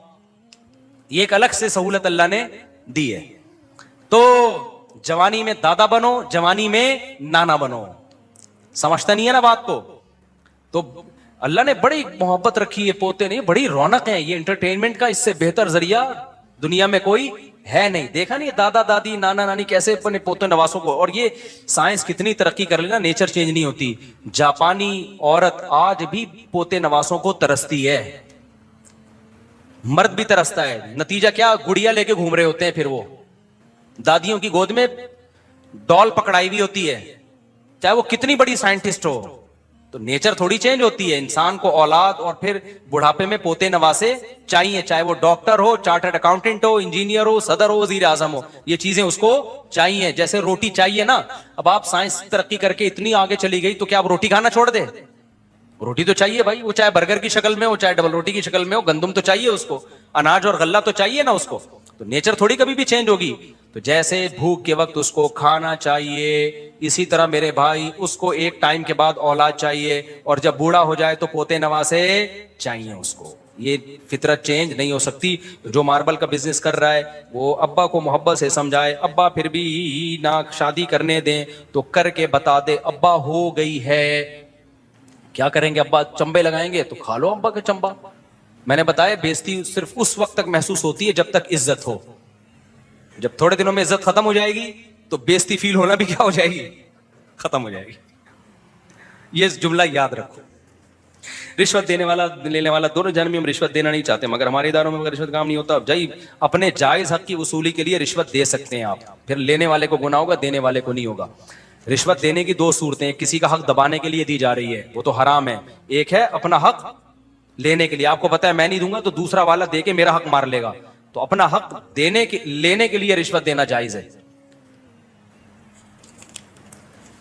तो गवर्नमेंट यहां मेरे ऐसे बयान पे फिर ये लोग बोलते हैं ये लोगों को रिश्वतें देने की तरकीब दे रहा हो। भाई आप ऑफिसर को कंट्रोल करो ना कि रिश्वत लिए बगैर इसका काम करे। अपना निजाम ठीक नहीं करते और लोगों पे हलाल के दरवाजे रोक रहे हो आप। मुफ्ती साहब अगर दीनदार और उलमा मदारिस के लोग बातिल के खिलाफ हिकमत अमली के बजाय कुछ अफराद की कुर्बानियां देकर हक बुलंद करें तो कम से कम आवाम के सामने हक बातिल वाजे हो जाएगा। देखो, कुर्बानियां देने से अगर हक बातिल वाजे हो और चेंजिंग आने का उम्मीद हो तो फिर कुर्बानी देनी चाहिए। लेकिन अगर कुर्बानी देने का नतीजा ये निकले कि 4-6 आदमी जो जरा जोशीले कुछ कर सकते थे वो भी ज़ाया हो जाएंगे और अब ये आवाज बिल्कुल ही दब जाएगी, तो फिर ऐसी कुर्बानी देना जायज ही नहीं है। जैसे मक्का में नबी सल्लल्लाहु अलैहि वसल्लम को लड़ने पर अल्लाह ने पाबंदी लगाई थी, क्योंकि लोग थोड़े थे और कुफर का निजाम बहुत मजबूत था। अल्लाह ने जिहाद पर पाबंदी लगा दी, एहतजाज पे पाबंदी लगा दी कि सिर्फ सब्र करो। वजह उसकी है कि अगर वो आवाज उठाते तो वो सबको कत्ल कर देना था उन लोगों ने, तो बिल्कुल ही आवाज दब जाती। तो कहा कि बस सब्र करो, मोहब्बत से तबलीग करते रहो। उसका असर ये हुआ मदीना में अल्लाह ने हालात पैदा कर दिए। तो ग्राउंड रियलिटी को देखकर हमें कुर्बानी देने का हुक्म है। ऐसी कुर्बानी देना जो ग्राउंड रियलिटी से मैच नहीं कर रही, ऐसी कुर्बानी को इस्लाम जायज नहीं समझता। मुझे लोग अक्सर कह रहे होते हैं आप फलां के खिलाफ बयान दो, आप फलां के खिलाफ बयान दो। फिर जब मैं नहीं देता तो कहते हैं आप डरते हो। मैं कहता अल्लाह की कसम नहीं डरता। कभी मेरे साथ छांव में आके बैठो, मैं अपनी बहादुरी के कुछ वाकयात इंशाल्लाह आपको सुना दूंगा जो मिंबर पे नहीं सुना सकता। अल्हम्दुलिल्लाह मैंने कहा मैं नहीं ना जान से डरता हूं इन चीजों में, हक बयान करने में, ना किसी और चीज से। बड़े दावे नहीं करने चाहिए, लेकिन मुझे ऐसा लगता है, शायद मैं झूठ बोल रहा हूं लेकिन अभी तक फील ऐसा हो रहा है। तो मैंने कहा लेकिन आप जो कह रहे हो ना फलां के खिलाफ बयान दो, मैंने बयान दे दिया ना, तो होगा ये कि मेरे बयान से होना कुछ भी नहीं है, लेकिन मुझे वो नुकसान होगा कि जो बयान फिर मैं दे सकता हूं उसके भी काबिल नहीं रहूंगा मैं। तो मैं क्यों अपनी जबान को हमेशा के लिए टेप लगा लूं? तो ऐसा काम, कुर्बानी वो दो जिसमें आपकी कुर्बानी से फायदा हो मजहब को, लोगों को। जब आपकी कुर्बानी से सिवाय आप कुर्बानी का बकरा बनने के और कुछ भी हासिल नहीं हो रहा, तो ऐसी कुर्बानी देना फिर जायज ही नहीं है। समझते हो कि नहीं समझते हो? देखो कुरान मजीद में अल्लाह ने बयान किया जो मैदान जंग में मुंह मोड़ेगा ना तो उस पर अल्लाह का गजब आएगा। ये कुरान की आयत है सूरह अनफाल की। वमन युवल्लिहिम यौमइदिन दुबुरहु इल्ला मुतहर्रिफन लिक़ितालिन औ मुतहय्यिज़न इला फ़ियतिन फ़क़द बाअ बिग़ज़बिन मिनल्लाह, वो अल्लाह के गजब को लेके लौटेगा। इस आयत की बेस पर पूरी उम्मत का इत्तिफाक है कि मैदान जंग में जब आप उतर गए तो आपको कुर्बानी देनी पड़ेगी, जान के खौफ से आप भाग नहीं सकते। लेकिन दूसरी तरफ फुक़हा ने इस आयत की तफसीर में लिखा है कि अगर आपको यकीन है कि मैं बिल्कुल अकेला हूं और मेरे कुर्बानी देने से सिर्फ मेरे मरने के अलावा कुछ भी हासिल नहीं होगा, तो फिर भागना जायज है, बल्कि वाजिब है। क्योंकि फिर आपके नुकसान से आपकी कौम का नुकसान है, एक मुजाहिद कम हो जाएगा, एक फौजी कम हो जाएगा। ऐसे मौके पे क्या, क्योंकि ये जान बचाने के लिए भागना नहीं है, बल्कि अपनी आर्मी को, अपने जो फौज है उसको कमजोर होने से बचाने के लिए भागना है। समझ में आ रही है बात कि नहीं आ रही है? लिहाजा मैदान जंग में कोई अकेला रह गया है ना अगर, और कुरान ने भी इसका जिक्र किया मुतहय्यिज़न इला फ़ियतिन, कि अपने जो लोग है ना उनकी छांव लेने के लिए भाग रहे अगर, तो फिर जायज है। क्योंकि फिर अकेला रहने में आप कितने लोगों का नुकसान कर दोगे? एक अकेला आदमी 6 आदमियों का मुकाबला थोड़ी कर सकता है, तो वहां भागना ही जरूरी है। वहां कोई क्या मैं अपनी कौम के लिए कुर्बानी दूंगा, तो कोई अकलमंद कहेगा ये इस कुर्बानी का तेरी कौम को कोई फायदा नहीं होगा, बल्कि कौम का तुझ पे जो खर्च हुआ है ना, तेरी शहादत से वो सारा खर्चा जाया हो जाएगा। कौम भी ये चाहेगी भाई तू भाग के आ जा। तो एक आदमी 6 से थोड़ी मुकाबला करेगा, तो मुकाबले में 2 से कर सकता है, 3 से कर सकता है, बहुत 4 से करेगा। 6 हो गए तो इसका मतलब उनका कुछ नहीं बिगड़ेगा, ये क्या हो जाएगा? शहीद। और कुरान ने भी इसका तस्करा किया है कि दुश्मन तुमसे दुगना हो तो तुमने लड़ना है, अगर दुगने से भी ज्यादा है तो सूरह अनफाल में अल्लाह कहते हैं फिर जिहाद नहीं है। हाँ, दिफाई में तो अलग बात है, दिफाई में तो हर कीमत पे लड़ना है, क्योंकि वो तो आपको मार रहा है ना। इक़दामी जिहाद में अल्लाह ने क्या कहा? सूरह अनफाल की आप आयतें पढ़ लें कि इन यकुम मिनकुम अल्फुन यगलिबु अल्फैनी, 1000 को 2000 पे गालिब करूंगा। अगर 1000 हो और वहां से 2000 एक है, फिर अल्लाह कहता है फिर नहीं लड़ना। फिर क्योंकि अल्लाह ने दुनिया को असबाब के साथ जोड़ा है, तो असबाब के साथ दुनिया जुड़ी हुई है। तो आप कह सकते हो जब असबाब के साथ जुड़ी हुई है तो 1000 भी 2000 का मुकाबला नहीं कर सकते। भाई वो अल्लाह के लिए नहीं लड़ रहे, वो दुनिया के लिए लड़ रहे हैं, और आप किसके लिए लड़ रहे हो? अल्लाह के लिए। तो तकवे का भी आपको फायदा होगा, लेकिन दुनियावी असबाब भी इख्तियार करने हैं। तो उनके मुकाबले में आपकी कुव्वत आधी है तो आप लड़ोगे, आधे असबाब से और आधे किससे? जो अल्लाह के नाम पे लड़ रहे हो तो उस नाम का फायदा होगा। तो खाली अल्लाह का नाम भी नहीं है कि एक आदमी तलवार लेके चला गया 100 से लड़ने के लिए कि मैं अल्लाह के नाम पे लड़ रहा हूं, ठीक है ना? ऐसा भी नहीं है। और ऐसा भी नहीं है कि जब तक 100 उन जैसे ना हो आप लड़ नहीं सकते, ना ना ना, फिर इस्लाम का क्या फायदा? तो कुरान ने बड़ी बैलेंस बात कर दी कि आधे हो दुश्मन के मुकाबले में तो लड़ना पड़ेगा। तो ये सिर्फ दुश्मन के मुकाबले में नहीं है, हर जगह ये उसूल अप्लाई होता है कि आप अपने से ज्यादा ताकतवर से पंगा लें जब कम से कम आप में और उसमें 50 और 1 और 2 का रेशो। अगर ताकतवर आपसे 20 गुना या 100 गुना ज्यादा ताकतवर है, आपको बताए पंगा लेने की इब्तदा मैं करूंगा, उसके बाद फिर मुझसे जो पंगा लिया जाएगा तो वो मैं अफोर्ड, वही भैंस वाला किस्सा हो जाएगा। वो किस्सा क्या है बस सुना के बयान खत्म करता हूं, बहुत हो गया भाई। वो एक आदमी को हकीम साहब के पास एक आदमी है, मेरी भैंस का पेट खराब है। हकीम साहब ने कहा जुलाब आवर दवा दो, एक दफा पेट भैंस का साफ होना बहुत जरूरी है, जमाल गोटा खिलाओ इसको, पाउडर बना के ना जमाल गोटा, क्योंकि गोलियां तो खाएगी नहीं, पाउडर बनाओ। अब भैंस का जमाल गोटा आपको पता है, एक आदमी को अगर आधे जमाल गोटे से मोशन लगते हैं तो भैंस के लिए कम से कम 10 गोलियां चाहिए।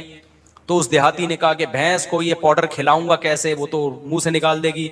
हकीम साहब ने कहा पाइप भैंस के मुंह में डालो और उस पाइप में 10 गोलियों का पाउडर बना के डालो, इधर से जोर से फूंक मारो तो वो सारा जमाल गोटा कहां चला जाएगा? कुर्बानी दे रहे हैं ना, फूंक मारने की कुर्बानी। कभी फूंको वाली सरकार को बोलो ये वाला फूंक लगाएं आप, तो तभी फूंको वाली सरकार भैंसों को फूंक नहीं दे, उसको पता है लेने के देने पड़ सकते हैं। अब क्या होता है मेरे भाई, तो क्या हुआ, वो बंदा गया ये नुस्खा लेके, उसके बाद आया ही नहीं। हकीम साहब ने कहा पता नहीं अरसा हो गया, बंदा ही मार्केट से शॉर्ट है। उसके घर गए, देखा मरने के करीब है, हड्डियों का ढांचा बना हुआ है। तो हकीम साहब ने पूछा कि तुमने जमाल गोटे की 10 गोलियां ली थी? उसने कहा ली थी। हकीम ने कहा तुमने उसका पाउडर बनाया था? उसने कहा बनाया था। حکیم نے کہا بھینس کے منہ میں پائپ رکھا تھا, اس نے کہا ہاں رکھا تھا. حکیم صاحب نے کہا پاؤڈر پائپ میں ڈالا تھا, اس نے کہا ہاں ڈالا تھا. حکیم صاحب نے کہا پھونک ماری تھی, اس نے کہا پہلے بھینس نے پھونک مار دی تھی. پائپ پہ منہ لگایا جیسے ہی میں نے, تو پھونک پہلے کس نے مار دی؟ بھینس نے. تو موشن لگے ہوئے اور انا للہ ہونے کا ٹائم آ چکا ہے. اس سے پتا چلتا ہے بھائی اپنے سے 10 گنا زیادہ پاور سے پنگا لو, ضرور لو, جب اس پنگے سے قوم کو فائدہ, تو پھر آپ شہید ہو جاؤ, مر جاؤ, قوم کو کیا ہوگا؟ فائدہ. لیکن اگر قوم کو فائدہ نہیں ہو رہا, آپ کو شہید ہونے کے علاوہ کخ بھی حاصل نہیں ہو رہا, تو پھر یہ حماقت مت کرو, ورنہ وہی قصہ ہوگا کہ بھینس نے پہلے پھونک لگا دی. سمجھتے ہو کہ نہیں سمجھتے؟ ایک صاحب مجھے کہنے لگے, ایک مولوی صاحب تھے, کہنے لگے میں ابھی فلاں پولیس تھانے والا ایس ایچ او اس کے خلاف ابھی تقریر کرنے لگا ہوں. میں نے کہا نہیں کر, وہ ایسی سزا دے گا نا تجھے. کوئی پولیس والوں کے پاس اتنے اختیارات ہوتے ہیں, کوئی بھی کیس بنا کے ڈال دیا. بہت اچھل رہے تھے, میں یوں کروں گا, میں یوں کروں گا. میں نے کہا میرے بھائی تو جو بھی کرے گا نا وہ تقریر نہیں کرے گا. ٹھیک ہے, تو ممبر پہ تقریر کرے گا اور بگاڑ اس کا کچھ بھی نہیں سکتا ہے, اور وہ تقریر نہیں کرے گا, وہ 2 موبائلیں بھیجے گا اور تمیز سے اٹھا کے آپ کو لاک اپ کر دے گا, اور پھر آپ صفائیاں ہی دیتے رہو گے میں نے یہ کیا, میں نے, اور پھر ہوگا یہ کہ آپ کے سافٹ ویئر اپڈیٹ کر کے آپ کو بھیج دے گا, اور پھر اگلے ہفتہ آپ کا پورا بیان ایس ایچ او کے فضائل پر ہوگا. اور ہوا ایسا لوگوں کے ساتھ, بولے کسی پاورفل کے خلاف, انہوں نے اٹھا کے اس کے سافٹ ویئر اپڈیٹ کیے, اور اپڈیٹ کر کے پورا بیان 180 ڈگری پہ کیا ہو گیا؟ چینج ہو گیا. یا تو پھر اتنا تپڑ ہے کہ پھر اس پہ ڈٹے رہو. تو جب اتنا تپڑ نہیں ہے تو وہ کام کرتے کیوں جو افورڈ نہیں کر سکتے؟ اپنی اوقات میں رہو بھائی. ہاں جہاں ٹائم آیا کہ یار قربانی دینے کا قوم کو فائدہ ہوگا, وہاں پھر پیچھے ہٹنا بزدلی ہے, پھر وہاں کر گزرو, پھر وہاں نہیں ڈرو. اللہ تعالیٰ سمجھنے کی عمل کی توفیق عطا فرمائے.